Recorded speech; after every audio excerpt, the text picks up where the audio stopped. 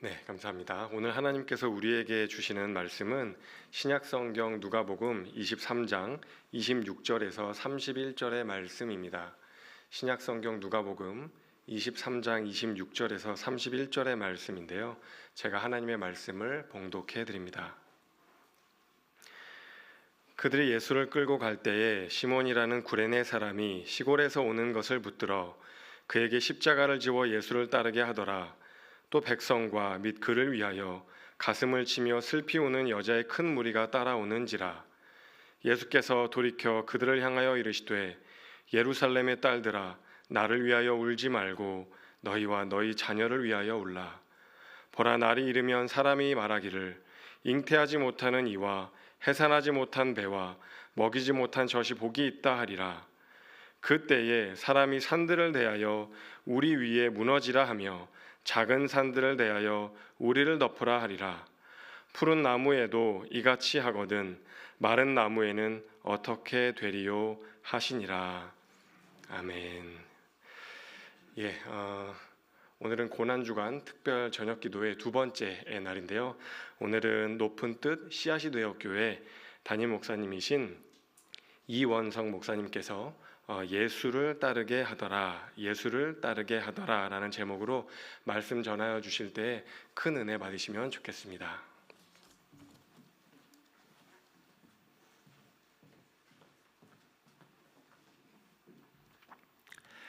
네, 여러분 안녕하세요. 반갑습니다. 오늘 예수님의 십자가 희생과 사랑을 기억하는 고난주간의 화요일입니다. 십자가에서 죽기까지 우리를 사랑하신 예수 그리스도의 은혜와 사랑이 우리 높은 뜻 덕소교회 성도분들과 또 우리 여러분들의 가정 위에 함께 하시기를 바라고 소원합니다. 오늘이 이제 화요일이고요. 이제 오늘 제가 화요일에 와서 이제 설교를 하게 됐고, 이제 내일 모레 목요일에 아마 높은 뜻 하늘교회 한용 목사님이 오셔서 설교를 하시게 되어 있더라고요. 그런데 이제 이번 한 주 이제 높은 뜻 교회들이 이제 같이 기도회를 하니까 이제 목사님들 설교 제목 본문을 저희가 이제 보거든요. 그래서 제가 이제 저희 교회 부목사님한테 제 설교 본문하고 제목을 이렇게 전달을 해주니까 저희 예배 담당 목사님이 저한테 와서 목사님 설교 본문하고 한용 목사님 설교 본문이 누가복음 23장 똑같습니다. 이렇게 이야기를 하는 거예요. 그래서 제가 이게 좀 겹칠 수도 있겠다 싶어서 그럼 내가 좀 바꿀까 이랬더니 저희 그 예배 담당 목사님이 목사님 그래도 의외로 우리 교인들이 많이 잘 있습니다. 잘 잊어먹으니까 그냥 한번 믿고 가보시죠 이러더라고요. 그래서 제가 한번 믿고 그냥 와봤습니다. 화요일 말씀, 목요일 말씀 좀 다를 것 같기는 하고요. 우리 이제 한 주간 동안 우리 십자가에 대한 말씀을 계속 나누게 될 텐데 요일마다 또 시간마다 하나님 주시는 은혜가 함께 하실 수 있기를 바랍니다. 여러분 요즘 많이 바쁘시죠? 요즘 우리 교우들 보면 정말 얼마나 분주하게 또 얼마나 바쁘게 지내시는지 모릅니다. 그런데 우리가 그렇게 바쁘고 분주하게 살다가 갑자기 그 분주한 시간의 속도가 느려지고 또 삶의 속도가 이렇게 더뎌지는 것 같은 때가 있습니다. 마치 기차가 빨리 달리다가 역이나 플랫폼에 들어오게 되면 속도를 늦추잖아요. 속도를 미리미리 늦추다가 역에 이렇게 서서히 정차해서 완전히 멈추는 것처럼 우리 삶의 속도가 아주 서서히 느려지다가 어느 순간 이렇게 딱 정지하는 것처럼 느껴지는 때가 있습니다. 저는 개인적으로 우리가 1년을 보내면서 항상 이맘때가 되면 맞이하는 이 고난주간이 되면 저는 그런 시간의 변화를 좀 경험하는 것 같습니다. 한 주간 동안 시간이 천천히 흐르다가 예수님 십자가 지신 금요일, 성금요일이 되면 시간이 마치 이렇게 멈추는 듯한 느낌을 받을 때가 있습니다. 이 고난주간 한 주간이 이제 교회에서 사역하는 목회자들한테는 상당히 분주한 한 주간이거든요. 모임도 많고 예배도 많고 해서 상당히 바쁜 시간을 보내는 것 같은데 시간이 참 천천히 간다라는 느낌이 듭니다. 여러분은 어떠십니까?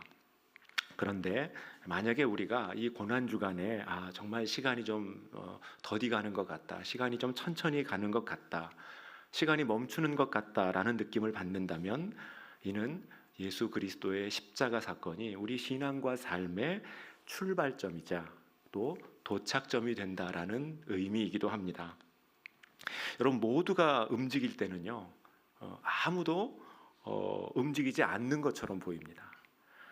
모두가 같은 방향을 향해서 달려갈 때는 설사 그곳이 잘못된 방향이라고 해도 우리가 좀 잘못된 길로 가고 있구나라는 것을 이렇게 발견하지 못합니다. 그렇기 때문에 우리의 신앙과 삶에는 반드시 기준점, 고정점이라는 것이 필요합니다. 이상문학상을 받은 이승우 작가의 거꾸로 돌아가는 세계라고 하는 글이 있는데, 그 글을 보게 되면 멈춰 서 있는 자만이 누가 움직이고 있는지를 분별할 수 있다. 세상이 바로 흐르고 있는 것인지 아니면 거꾸로 역류하고 있는지를 판단하려면 반드시 하나의 움직이지 않는 견고한 고정점이 필요하다라고 이야기를 하고 있습니다. 우리 신앙과 삶도 마찬가지라고 생각합니다. 지금 내가 바른 길을 가고 있는 것인지 아니면 혹시 신앙의 방향을 잃어버리고 있는 것인지, 이것을 우리가 좀 알고 분별하고 판단하기 위해서는 역시 우리 신앙에 있어서도 아주 견고한 기준점이 있어야 하는데, 우리에게 있어서 그 흔들리지 않는 신앙의 기준점, 언제든지 돌아와서 회복을 경험할 수 있고 다시 출발할 수 있는 영적인 고향과도 같은 장소가 있다면, 여러분, 저는 그곳이 바로 예수 그리스도의 십자가다라고 생각합니다.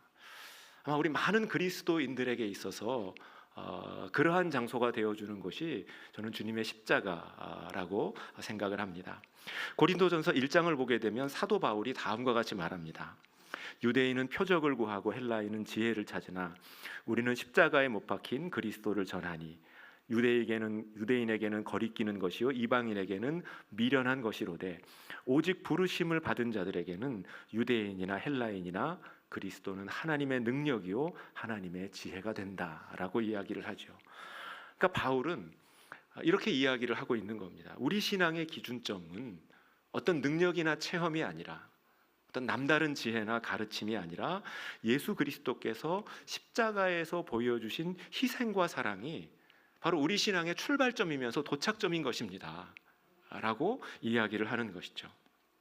그래서 이 고난주간에 이제 화요일을 맞이하고 보내고 있는 저와 여러분도 이 시간 예수 그리스도를 따라서 그 우리의 영원한 기준점인 예수님의 십자가 앞으로 오늘도 조금 더 다가가 보려고 합니다. 여러분, 우리가 잘 아는 것처럼 예수님의 그 십자가 순환이 있었던 요일은 이제 금요일이었습니다. 그래서 우리가 이제 성금요일이라고 하는데요. 그런데 그날 있었던 일들을 우리가 좀 살펴보게 되면 예수님께서 정말 그날 얼마나 힘드셨을지, 얼마나 고단하셨을지를 우리가 짐작할 수 있습니다. 예수님께서는 이제 목요일 밤에 잡히시거든요. 이제 우리에게 소위 최후의 만찬이라고 알려져 있는 그 제자들과의 이제 마지막 식사를 마치신 후에 이제 체포를 당하십니다. 그리고 이 금요일 새벽부터 예수님에 대한 이제 재판이 시작이 됩니다. 가장 먼저 이른 새벽에 대제사장 집에서 제사장들, 장로들, 또 서기관들이 모여서 소위 유대인의 재판, 유대인의 법정이라고 할 수 있는 곳에서 재판을 받으시는데, 이제 거기서 이제 유죄 판결을 받으시죠. 하지만 예수님을 재판했던 유대교 지도자들은 예수님을 순교자로 만들어줄 생각이 조금도 없었습니다. 그래서 자신들의 재판을 거친 후에 예수님을 누구에게로 보내냐면 빌라도 총독에게, 로마 총독에게 보내게 되지요. 당시의 절기가 이제 유월절 절기였기 때문에 이 로마 총독 빌라도가요, 이제 유월절이 되면 그 이스라엘 전역에서 남성들이 성전에서 제사하기 위해서 찾아오기 때문에 아주 그 예루살렘이 아주 막 부글부글 끓어오르는 그러한 시기입니다. 그래서 혹시 이 유월절 절기, 유대인들의 명절에 이 예루살렘에서 무슨 소요가 일어나지는 않을까, 큰 사건 사고가 일어나지는 않을까 해서 이 로마 총독인 빌라도가 그 시기에, 그 절기에 맞춰서 예루살렘 성 안에 들어와 있었습니다. 그래서 이제 총독이 들어와 있으니까 이 예수를 총독에게 보내자 해서 보내서 이제 로마식 재판을 한 번 더 받게 하는 것이죠. 당시 로마의 법과 재판은 진실을 가리는 재판이 아니라 이 제국의 평화와 번영을 위한, 안정을 지키기 위한 재판이었습니다. 그래서 이 사람이 정말 죄가 있냐 없냐 이런 재판을 하는 게 아니라요, 철저하게 정치적인 재판을 하는 거죠. 이 사람한테 어떤 판결을 해야 로마에 유익하겠느냐, 예루살렘의 안정에 도움이 되겠느냐, 이런 재판을 했던 겁니다. 그래서 우리가 성경을 보면 빌라도가 아무리 봐도 예수님이 죄가 없어 보이는데 그냥 유죄 판결을 내려버리잖아요. 그래서 예수님께서 그 두 번째 재판에서도 유죄를 받으십니다. 근데 여러분, 예수님에게는요 한 번의 재판이 더 남아 있었습니다. 그러니까 유대인의 법정에 한 번 쓰셨고 또 로마식 재판을 한 번 받으셨는데요. 또 어떤 재판이 남아 있었을까요? 바로 여론의 재판이 남아 있었습니다. 그러니까 마지막으로 예수님을 사람들 앞에 세워놓고 바라바를 풀어줄 것이냐, 아니면 예수를 풀어줄 것이냐를 이제 묻지 않습니까? 근데 그 자리에서 백성들이 다 이 바라바를 풀어달라고 요청을 합니다. 그러니까 예수님께서는 여론에서도 유죄를 받으신 겁니다. 저는 개인적으로 이 세 번의 재판 중에 이 세 번째, 이 여론의 재판이 가장 예수님에게는 잔인한 재판이었을 것이다라고 생각을 합니다. 모든 사람들에게 버림을 받는 거잖아요. 그렇게 사랑하고 많은 것을 베풀었던 자기 백성에게 철저하게 외면당하고 버림을 받았기 때문입니다. 그리고 이제 그 후에 이제 모든 재판이 끝났으니까 이제 집행에 들어가는 거죠. 군인들에게 넘겨져서 고난을 당하시고 골고다 언덕 십자가에서 이제 숨을 거두십니다. 그런데 여러분, 이 모든 과정이요 불과 그냥 반나절 만에 진행이 됩니다. 그러니까 이른 새벽부터 재판이 진행이 되고요. 그 재판 진행되는 과정에서 우리가 잘 아는 이야기가 있죠. 닭이 3번 옵니다. 날이 밝고요. 그리고 이제 성경을 보게 되면 예수님께서 십자가에 달리신 시간을 한 오전 9시 정도라고 이야기를 하고 있고, 그리고 숨을 거두신 시간이 이제 오후 3시 정도였다라고 기록을 하고 있습니다. 근데 이 과정에서 이 길지 않는 과정에서 예수님은 그 모든 고난을 철저히 홀로 감당하십니다. 그러니까 그 짧은 시간 동안에 여기저기를 끌려다니신 거고요. 또 재판 받으시고 순환을 당하실 때 예수님이 사랑하셨던 제자들 모두 도망치거나 아주 멀찍이 떨어져서 그 장면을 지켜봅니다. 특별히 그 중에서도 예수님을 끝까지 따를 것 같았던 사람이 있었죠. 바로 예수님이 가장 아끼셨고 예수님의 어떤 수제자라고 불리는 이제 시몬 베드로가 있었는데요. 그 베드로는 그 닭 울기 전에 예수님 말씀처럼 예수님을 3번 부인을 합니다. 그러니까 이 모든 상황이나 과정을 볼 때 예수님이 얼마나 아프셨을까, 얼마나 외로우셨을까, 그리고 얼마나 수치스러우셨을까. 사실 우리가 오랫동안 들어왔고 또 기도하면서 살아왔지만 그것을 우리가 실제적으로 느낀다는 것은 좀 어려운 거라고 생각을 합니다. 감당하기가 좀 가늠하기가 어렵죠. 그런데 여러분, 성경은 또 다른 시몬이 예수님의 십자가를 대신 지고 끝까지 주님을 따라갔다라고 말하고 있습니다. 시몬 베드로가 아니라 오늘 우리가 만나는 이제 구레네 시몬이라고 하는 사람의 이야기입니다. 여러분, 요즘 보면 그 절들도 사찰들도 이게 시내나 도심으로 많이 내려오는 모습을 볼 수가 있는데요. 그 이제 도심에 있는 어느 절에 이제 포교원이 생겼는데 그 포교원 옆에 이제 교회가 하나 있었던 것 같습니다. 그런데 우리 교회들은 예배도 많고 찬송을 불러도 우리는 열심히 부르고 기도도 큰 소리로 하고 통성 기도도 하고 그러잖아요. 그래서 아마 그 포교원 스님들이 좀 힘들었던 것 같습니다. 그래서 하루는 이제 주지 스님이 그 스님들 회의에서 너무 시끄러워서 안 되겠다. 누가 그 교회를 좀 가가지고 그 찬송 부르는 소리를 좀 낮춰달라고 좀 부탁을 좀 해라 이야기를 했는데 그 스님들 중에 아무도 교회 가겠다라는 스님이 없었던 거예요. 그러니까 이제 주지 스님이 좀 속상한 마음으로 아니 우리 중에 정말 이렇게 용기 내서 저 교회 한번 가볼 사람이 없냐라고 좀 속상해하는데 그 순간에 이제 그 주지 스님 앞에 있었던 스님하고 눈이 이렇게 딱 마주친 거죠. 눈이 딱 마주치니까 그 눈 마주친 스님이 어쩔 수 없이 주지 스님 그럼 제가 십자가를 지겠습니다. 이제 이렇게 이야기를 했다고 합니다. 예. 죄송합니다. 고난 주간에 이게 십자가를 가지고 유머를 하는 게 참 불경스러운 일인데 참 죄송하고요. 그런데 여러분, 이제 오늘 이제 우리가 성경에서 만나는 이 구레네 사람 시몬이 바로 그렇게 길을 가고 있다가 눈에 띄었겠죠. 로마 군인들에게 눈에 띄고 군인들하고 하면 눈이 마주치지 않았을까 싶습니다. 그래서 엉겁결에 십자가를 지고 예수님을 따르는 사람이 됩니다. 이 오늘 성경에 나오는 이 구레네 사람이라고 하는 이제 표현이 있는데요. 이 구레네라고 하는 지역은 지금으로 말하면 북아프리카에 있는 그 리비아라고 하는 나라가 있는데요. 이집트 옆에 그 리비아라고 하는 나라에 있었던 도시로 알려져 있습니다.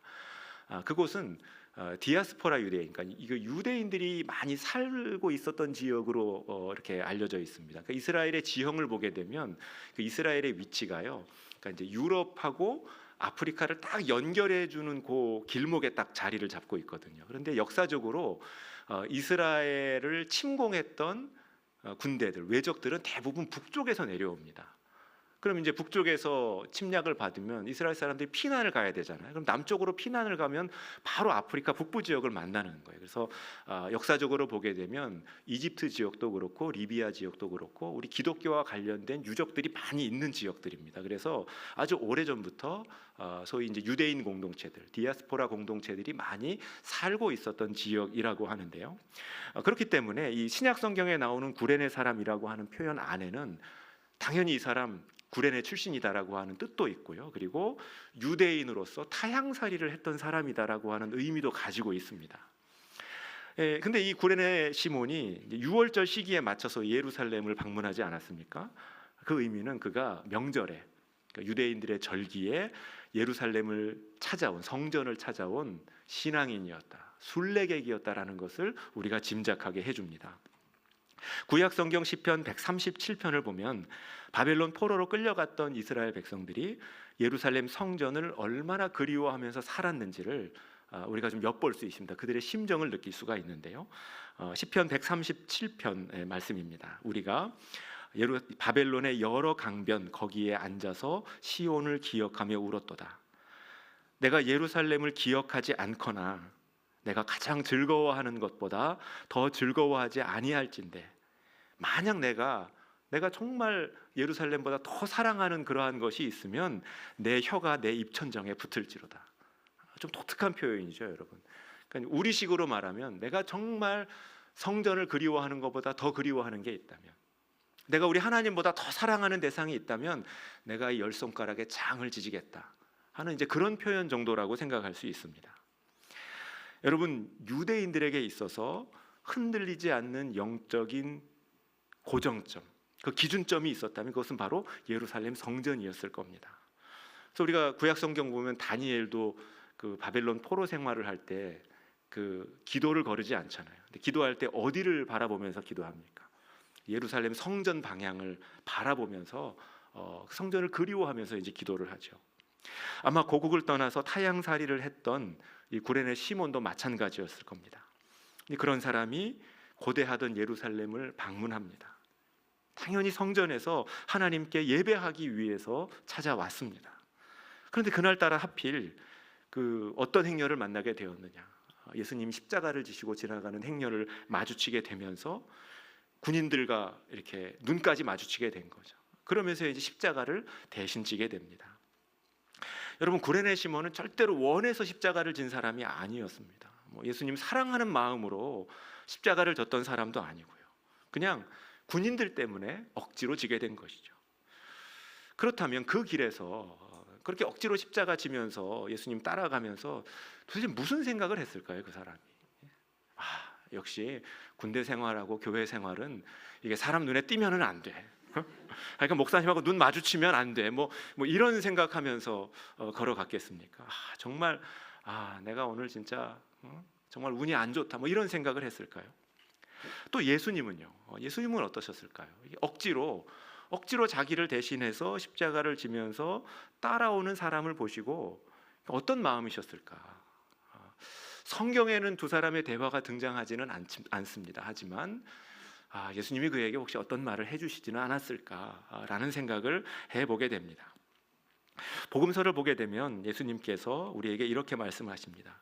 무리와 제자들을 불러 이르시되, 그러니까 제자들에게만 하신 말씀이 아니라요, 예수님과 함께했던, 예수님을 따랐던 많은 무리들에게도 이렇게 말씀하십니다. 누구든지 나를 따라오려거든 자기를 부인하고 자기 십자가를 지고 나를 따를 것이니라. 마가복음 8장에 나오는 말씀입니다. 근데 이제 이 말씀이 이제 복음서마다 기록이 되어 있는데요. 십자가를 지고 나를 따르지 못하면 마태복음에는 이런 사람은 합당하지 못하다, 이렇게 말씀을 하고 계시고요. 누가복음에는 이런 사람은 내 제자가 되지 못할 것이다라고 말씀을 하셨습니다. 근데 예수님께서 분명히 이렇게 말씀을 하셨는데요. 여러분, 정작 예수님께서 십자가를 지실 때 예수님 곁에서 십자가를 지겠다고 마지막까지 자리를 지켰던 사람 한 사람도 없었습니다. 그렇죠, 여러분. 그 제자들 중에서 한 사람도 예수님 곁에 남아있지 않았죠. 그렇다면 여러분, 예수님은 정말 우리가 십자가를 지는 것을 원하셨을까요? 예수님 마음이요, 여러분, 정말 그 자기가 사랑하는 제자들, 예수님 끌려가실 때 다 같이 끌려가서 예수님처럼 고난당하고 이 십자가에서 죽어가는 것을 예수님이 정말 원하셨을까요? 김남조 시인의 순교라고 하는 제목의 시가 있습니다. 하나님께서 순교 현장의 순교자를 보시며 기어이 울음을 터뜨리셨다. 나를 모른다고 해라. 고통을 못 참겠다고 해라. 살고 싶다고 말해라. 나의 고통이 부족했다면 내가 또다시 십자가에 못 박히련다 전해라. 여러분, 저는 이 마음이 우리 주님의 마음이셨을 것이다 라고 생각을 합니다. 우리는 늘 십자가 앞에서 주님, 제가 십자가 지겠습니다, 제가 따라가 보겠습니다 라고 고백하고 기도하지만 정말 예수님의 마음은 힘들면 피해도 된다, 감당하기 어려우면 이제 내려놓아도 된다, 내 잘못이 아니다, 내가 믿음 없어서 지지 못하는 것 아니라는 것을 내가 잘 알고 있다, 그렇게 말씀하시고 그런 마음이실 거라고 저는 생각을 합니다. 여러분, 십자가는 우리 힘이나 우리 의지로 절대로 질 수 있는 것이 아니기 때문입니다. 내 믿음으로 한번 지겠다, 절대로 떠나지 않겠다. 여러분, 이런 제자들 십자가 앞에서 다 도망갔습니다. 한 명도 남아있지 않았습니다. 여러분, 십자가는요, 피하지 못하는 사람들의 몫인 것 같습니다. 그냥 도망가지 못하는 사람들이 만나서 지게 되는 게 십자가라고 저는 생각을 합니다. 그래서 오늘 성경에 나오는 것처럼 이 구레네 시몬같이 십자가를 지는 사람이 정말 십자가 제일 잘 지는 사람이다, 십자가 제대로 지는 사람이다 라고 저는 생각합니다. 우리 아까 이 십자가에 대한 그 고린도전서 1장 말씀을 기억합니다. 십자가를 미련한 것이라고 표현을 하죠. 십자가 미련한 것이다, 그렇게 이야기하지 않습니까? 여러분, 이거 뒤집으면은요, 똑똑한 사람들은 십자가 안 진다는 거예요. 자기 확신 분명한 사람들은 여러분 십자가 지는 일 없다라는 것이죠. 여러분은 어떠십니까? 어쩌면 여러분, 우리도 구레네 시몬과도 같은 그러한 처지일 수 있습니다. 피할 수 없고 또 도무지 해결할 수 없는 상황을 빠져나오지 못하고 있다면, 그래서 오랫동안 내가 기도했던, 기다려왔던 계획들 다 허물어지고 원치 않는 곳으로, 또 원하지 않았던 사람들에게 이리저리 끌려다니는 그러한 삶을 그냥 계속해서 살아가고 있다면, 여러분, 우리도 원치 않는 십자가를 지고 살아가는 그런 또 다른 구레네 시몬이라고 말할 수 있습니다. 하지만 우리가 여러분 그 십자가를 평생 짊어지고 살아야 하는 것은 아닙니다. 구레네 시몬도요, 여러분 오늘 이제 말씀을 쭉 읽어보면 예수님께서 골고다 언덕을 오르실 때 그냥 예수님을 잠깐 거들어 드린 겁니다. 결국 십자가는 여러분 누구의 몫입니까? 그 십자가는 다시 예수님에게로 옮겨갑니다. 고난과 죽음은 온전히 예수님의 몫이셨고 온전히 주님 홀로 감당하십니다. 저는 여기에 우리가 십자가를 져야 한다라는 의미가 어떻게 질 수 있는지에 대한 의미가 숨어 있다라고 생각합니다. 우리는 그냥 잠깐 동안 내가 감당할 만큼만 지면 되는 것입니다. 그럼 나머지는요, 예수님께서 우리 십자가를 다시 가져가 주십니다. 여러분, 그렇게 되면 그때는 누가 누구 십자가를 지는 것이 되겠습니까?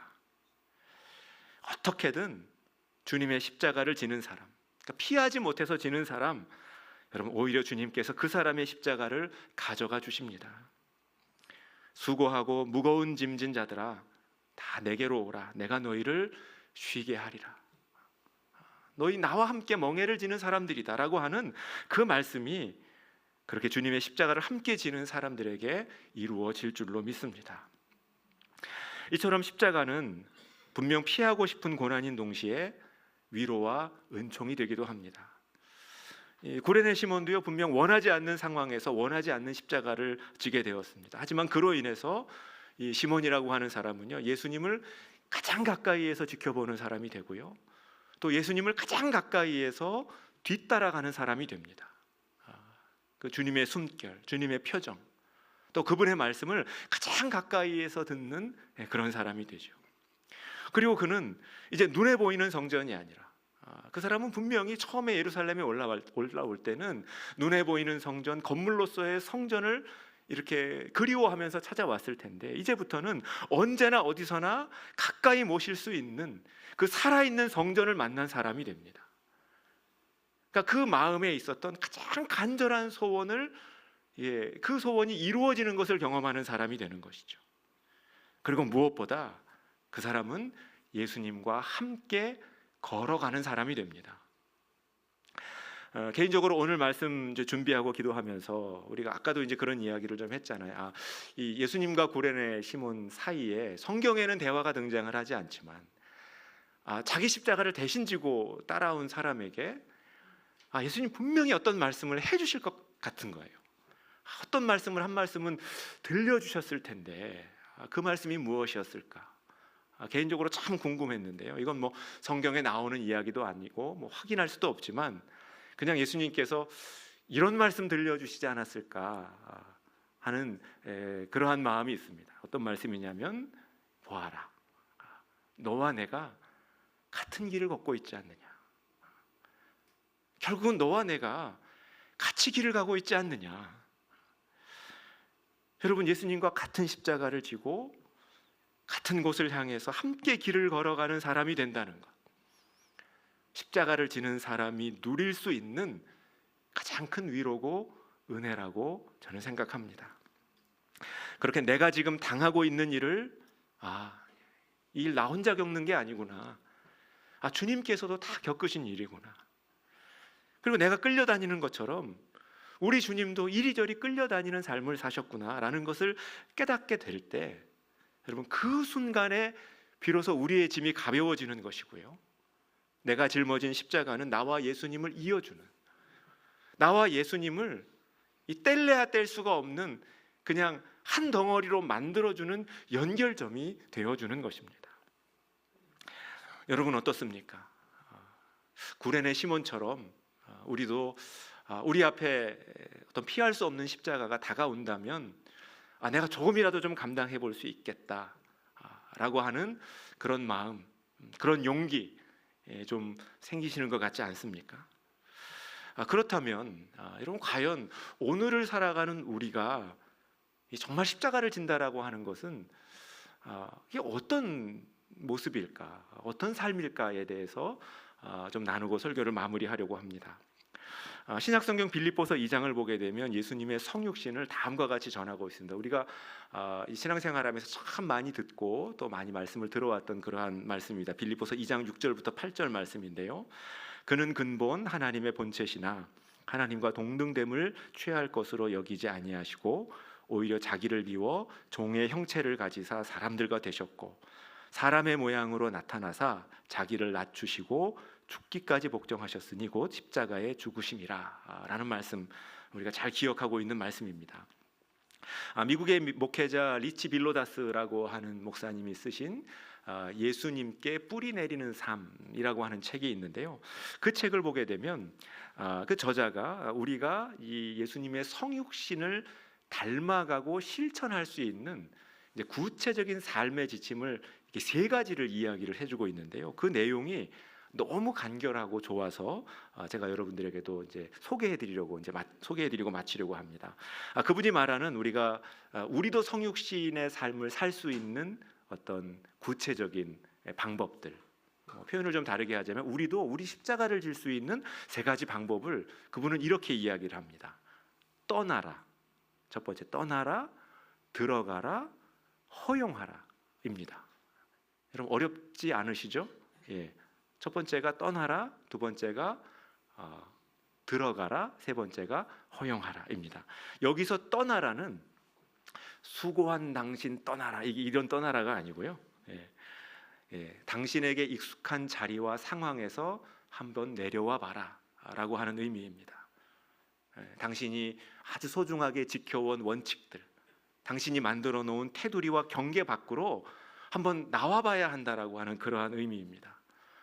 여러분, 빌립보서 2장의 말씀에서도 예수님께서 그 하나님의 우편 자리, 하나님과 동등됨으로 인정받으실 수 있는 자리에서 떠나셨다는 것이죠.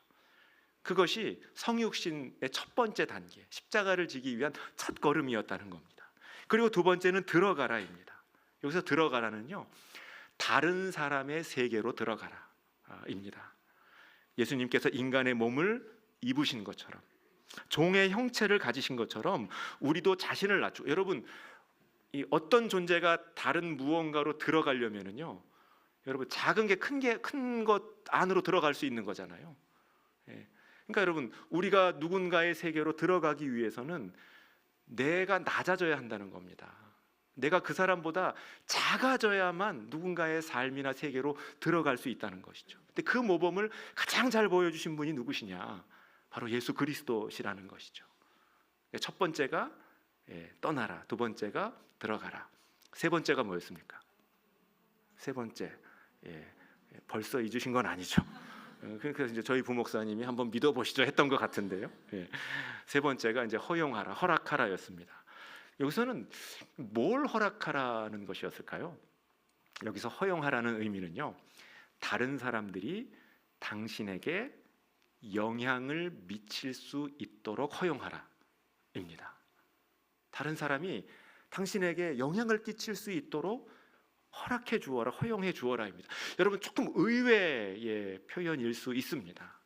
우리가 왜 이것을 좀 의외다, 뜻밖의 표현이다, 좀 생소하다라고 생각을 하냐면, 우리 그리스도인들은 내가 아니라 다른 사람을 변화시켜야 한다는 너무나 강한 당위성을 가지고 살아가기 때문입니다.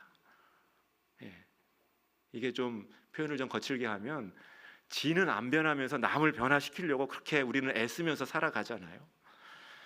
여러분, 예수 그리스도의 이 땅 위에서의 어떤 삶의 모습, 그 마지막 모습을 우리가 기억하면, 그럼 예수님께서 오늘도 우리가 나눴지만 정말 사람들의 손에 이리저리 끌려다니시고 십자가에 달리시는 그 모든 과정을 여러분, 예수님께서 허락을 해주신 겁니다. 그리고 바로 그러한 모습에서, 그러한 장소에서 사랑이 완성되고 구원의 역사가 이루어지는 것이죠. 다른 사람이 당신에게 영향을 미치도록 허락하라. 다른 사람들의 손에 한번 좀 끌려다니면서 살아볼 필요가 있다라는 말이 됩니다. 사랑하는 성도 여러분, 오늘 설교의 제목이 예수를 따르게 하더라입니다. 내가 따랐더라가 아니죠. 구레네 시몬이 십자가 지고 주님을 따랐더라가 아니라, 그러니까 로마의 군병들이 그를 예수를 따르게 하였더라였습니다. 혹시 우리가 원치 않는 곳으로 끊임없이 끌려 들어가는 것처럼 느껴진다면, 피할 수 없는 십자가를 져야 하는 상황이라면, 여러분, 그 십자가가 우리를 가장 가까이에서 예수님을 따르게 해주고, 결국은 예수님과 같은 길을 가게 해주는 그러한 삶으로 우리를 인도해주는 그러한 은혜의 방편, 은혜의 손길이 되어주시기를 바라고 소원합니다. 그렇게 십자가 피하지 마시고요, 여러분, 피하지 말고 이 고난주간 한 주간뿐만이 아니라 정말 일평생 주님과 같은 길을 걸어가실 수 있는 우리 높은 뜻 덕서교회 성도님들 다 되실 수 있기를 바라고 축원합니다. 기도드리겠습니다.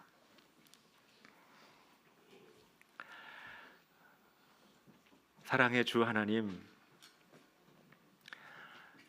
저희들 은혜를 받고자 할 때는 많았지만 십자가를 지려고 했던 적은 많지 않았습니다. 다른 사람들을 향해 이렇게 살아라, 이렇게 믿어봐라 가르치는 일에는 부지런했지만, 주님께서 가신 길을 직접 따르는 일에는 저희들 항상 더디고 게을렀습니다. 누군가 나를 대신해 주기만을 기대하면서 저희들이 주님을 대신하여 살아갈 생각은 미처 하지 못했습니다. 이러한 저희들을 불쌍히 여기셔서 저희들 오늘 우리가 만났던 구레네 사람 시몬처럼 저희들도 주님을 대신할 기회를 만나거든 그 길 감당할 용기를 주시고 남아있는 힘만큼 주님을 대신하여 살아가게 하옵소서. 또한 그 길에서 내가 주님과 같은 길을 걷고 있는 성도임을 발견하는 은총 누리게 해 주옵소서. 사랑의 주님, 그리고 이 시간 저희들 주님께서 순환을 당하신 이유가 바로 나와 우리 가족 그리고 이웃들의 구원과 생명을 위해서임을 잊지 않게 하옵소서. 지금은 주님을 위해 울 때가 아니라 죽어가고 약해지고 있는 수많은 생명들을 위해 주님과 함께 울어야 하는 때임을 기억하게 하시고 우리의 기도 가운데 우리 자신과 그들을 기억하며 그들의 소리와 요청에 이끌리는 또 다른 십자가의 삶을 살아내는 그리스도인 되게 하옵소서. 이 모든 간구 예수 그리스도의 이름 받들어 기도드립니다. 아멘.